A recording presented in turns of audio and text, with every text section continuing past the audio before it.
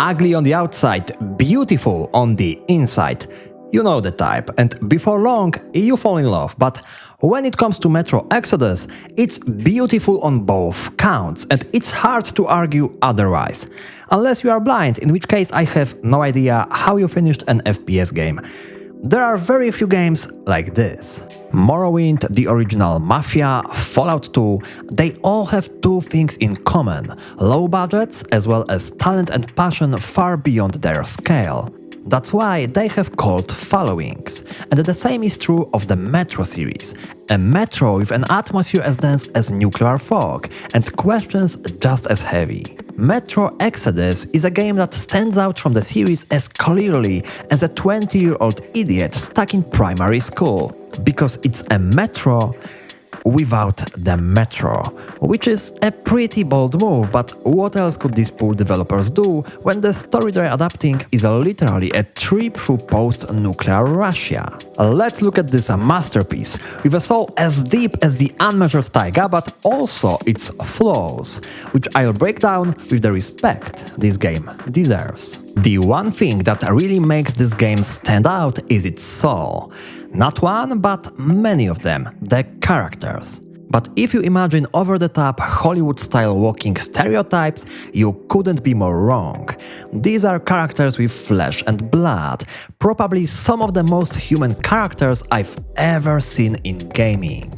Throughout the game, you'll smoke cigarettes with them, drink mushroom moonshine, and spend hours just talking, and seriously, the amount of dialogue in this game is insane. But with characters like these, there really is no limit to how much dialogue they can write. You'll bond with them, and believe me when I say, you'll miss them. On top of that, the game's technical side elevates all of this effortlessly. For the first time in the series, character models look truly AAA and motion capture is everywhere, making them even more believable. But we are still just scratching the surface. What strikes me about this 2019 game is how relevant its message still feels. We live in a deeply polarized world, where ideas often matter more than the people behind them. This is where Metro Exodus comes in with its main character. You probably think I'm talking about Artyom, the playable protagonist, but that's not the case. The true main character, the one carrying the heart of the story on his shoulders, is Colonel Miller, a devoted old Russian patriot, faithful to the cause, slowly trapped in a deep internal conflict. Over and over again, he's forced to ask himself where his true identity lies: in being a father to his daughter and a guide to the people he's responsible for, or in blindly following a system that doesn't care about him, no matter how much he cares about it. What really strikes me is that these questions grow more relevant with every passing year, and that's clear proof that Głuchowski and the team adapting his book were ahead of their time. The two Colonels DLC, probably the best piece of Metro content in the entire series, adds yet another layer of meaning to Miller's character. That's a topic deserving a separate video. Back to the point, the core Exodus experience isn't about shooting or exploration. It's about the spirit and depth carried over from the books. Now, before we get to more critical side of things, let's very quickly appreciate a few other areas this game absolutely excels in. It is a tradition in the Metro series to feature mind-blowing visuals. However, Metro Exodus was such a huge step forward that even if it came out today, no one would question it, especially with modern effects like ray tracing in the Enhanced Edition. No surprise, given that for the first time the production budget was on par with its biggest competitors. The landscapes are beautiful and the atmosphere is the icing on the cake. So, a 10 out of 10 game. We can all go home now, right? Not quite. Here is where things get complicated. Some of these issues have been there since the very first game.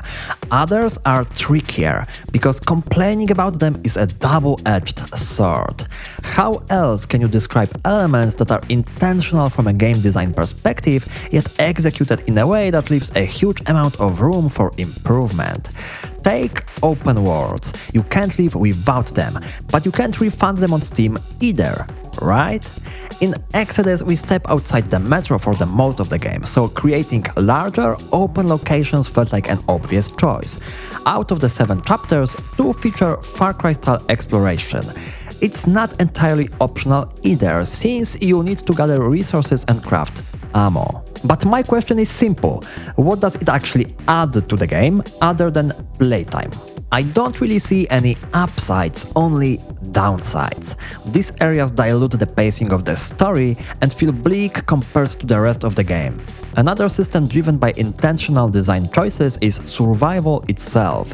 Nothing new for the series, it worked brilliantly in the earlier games. Putting on a gas mask, wiping moisture off the visor, managing limited resources, charging your flashlight. All of it came together to create a real immersion in a post-apocalyptic world. But systems like that are delicate. If you decide to reinvent the wheel and add too many mechanics in the process, the entire balance can fall apart. And that's exactly what happened here. Crafting ammo from ingredients instead of finding ammo outright just slows everything down. Add gun jams, broken gas masks that need tape, and the friction only piles up. For me, it's just too many bells and whistles, distracting rather than delivering the pure immersion this series is known for. And that's the double-edged sword. Speaking of that, one thing Exodus does better than most AAA games is its lack of hand-holding. The interface is minimal. Most of the time you are expected to figure things out on your own, like a real person trying to survive in a post-apocalyptic world. And for the most part, it works. But in Exodus, locations are far more complex than before. Sometimes a single lever you need to pull can easily get lost in a cluttered room filled with thousands of objects. At that point, your only real option, aside from wandering aimlessly, is watching a YouTube playthrough, and that shouldn't happen in a modern game. That doesn't mean flooding the screen with UI, but a few subtle interface hints wouldn't hurt. There's a reason modern games have moved away from the early 2000s Morrowind-style sink-or-swim design. And I say this fully aware that many modern games already suffer from too much interface. Now, let's talk about gameplay and combat. The combat itself is a huge improvement over the previous titles. It feels far more realistic, responsive, and simply cool. But at this time, the double-edged sword cuts again, just in a different direction. Even with all the improvements, some elements still feel like they haven't been touched since the very first game. The biggest issue is the AI. Stealth in particular is inconsistent. Get spotted once and the entire camp instantly knows exactly where you are, gunshot or not. Melee takedowns are unreliable, often failing unless you hit a very specific angle. It's genuinely surprising to still see that kind of stuff in a game with a AAA budget.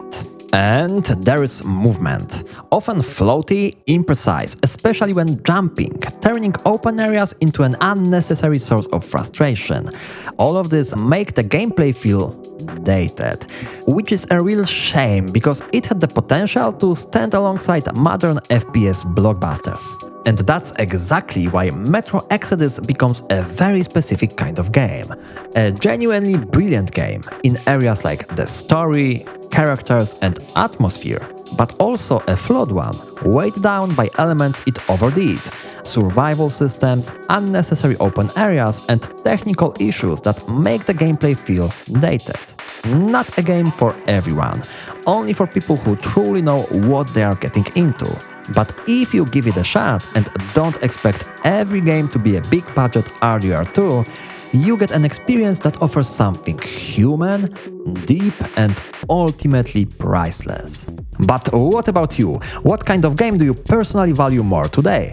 One that tries to be perfect or one that dares to be deeply flawed but meaningful? Let me know in the comments. And if you enjoyed this video, feel free to check out the other one, where I talk about how microtransactions destroyed gaming momentum. Thanks for watching and I'll see you in the next one.